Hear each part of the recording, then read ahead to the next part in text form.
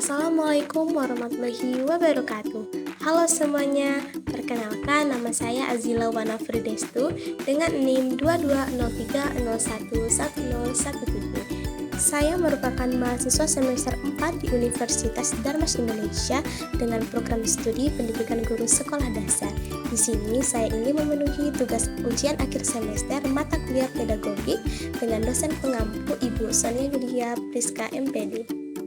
Sebelum kita memasuki materi konsep dasar pedagogi, nah teman-teman semua tahu gak sih apa itu pedagogi?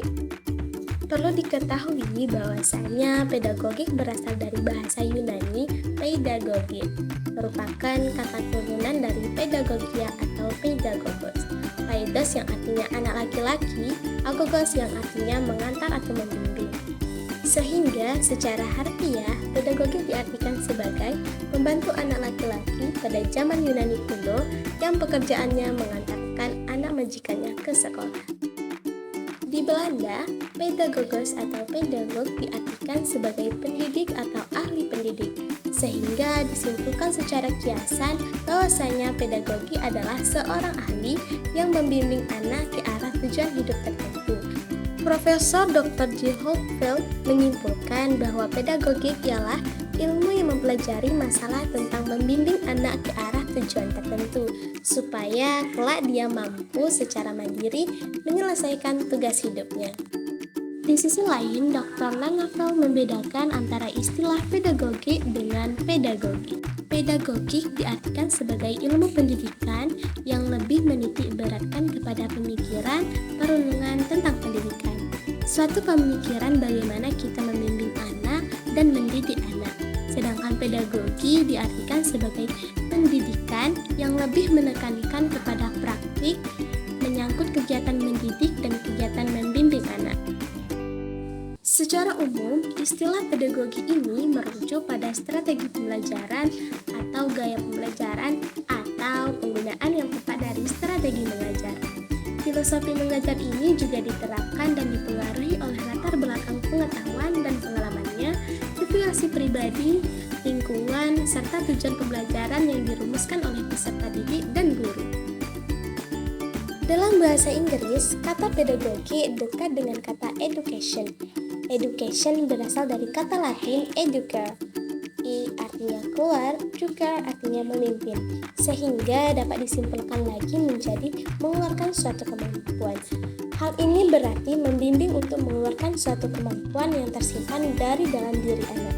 Sehingga secara tidak langsung pedagogi ini sudah sejalan dengan istilah pendidikan yang di era sekarang digunakan untuk merujuk pada keseluruhan konteks pembelajaran, belajar, dan berbagai kegiatan yang berhubungan dengannya.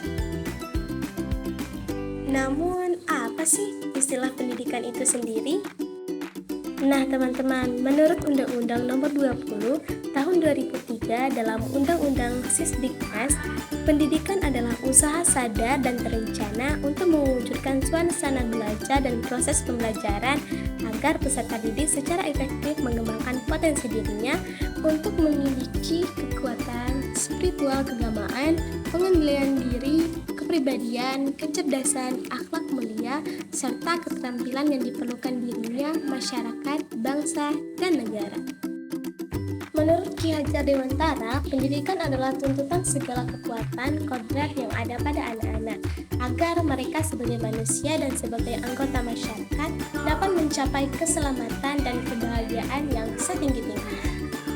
Menurut Penning, education is the process whereby person intertwined with the development of persons. Selain itu, menurut Sumantri Bojonegoro, mendidik berarti memberi tuntutan kepada manusia yang belum dewasa dalam pertumbuhan dan perkembangan, sampai tercapainya kedewasaan dalam arti rohani dan jasmani. Namun, kenapa sih pendidikan itu dianggap sangat penting? Begini teman-teman, pendidikan itu sangat penting karena manusia tidak dapat seluruhnya bergantung pada insting semata. Banyak segi kehidupan yang perlu diperjuangkan dan dikuasai dengan belajar dan berusaha lewat pendidikan. Jadi teman-teman, jangan bosan-bosan untuk belajar ya. Selain itu, di dalam pendidikan terdapat teori pendidikan dan juga praktek pendidikan yang merupakan dua hal yang tidak dapat dipisahkan, yang memiliki hubungan komplementer atau saling melengkapi, saling mengisi satu sama lain. Sadullah dan kawan-kawan mengungkapkan bahwa ilmu pendidikan sebagai teori perlu dipelajari karena akan memberi beberapa manfaat, sebagaimana yang dikemukakan oleh Sadullah dan kawan-kawan berikut ini. Dapat dijadikan sebagai pedoman untuk mengetahui arah serta tujuan mana yang akan dicapai. Yang kedua, untuk menghindari atau sekurang-kurangnya mengurangi kesalahan dalam praktek.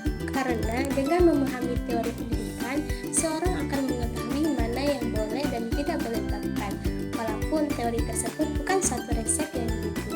Yang ketiga, dapat dijadikan sebagai tolak ukur sampai di mana seseorang telah berhasil melaksanakan tugas dalam pendidikan. Selain itu, ilmu pendidikan sebagai teori adalah ilmu khusus yang mempelajari pendidikan anak hingga mencapai kedewasaan. Teori pendidikan merupakan landasan dalam pengembangan praktik-praktik pendidikan, misalnya pengembangan kurikulum, proses belajar mengajar, dan manajemen sekolah. Kurikulum dan pembelajaran memiliki keterkaitan yang sangat erat dengan teori pendidikan. Suatu kurikulum dalam rencana pembelajaran disusun dengan mengacu pada teori pendidikan. Yang pertama ada pendidikan klasik, kemudian ada pendidikan personel, teknologi pendidikan, dan pendidikan interaksional. Nah teman-teman, teori pendidikan dalam hal pedagogi ini sangat perlu dipelajari secara akademik, secara ilmiah di perguruan tinggi, khususnya di Lembaga Pendidikan Tenaga Kependidikan atau LPTK yang mempersiapkan kelulusannya untuk menjadi pendidik baik di sekolah maupun di luar sekolah. Mungkin itu saja materi mengenai konsep dasar pedagogika dan semoga bermanfaat untuk kita semua. Terima kasih yang sudah menonton dan saya pamit undur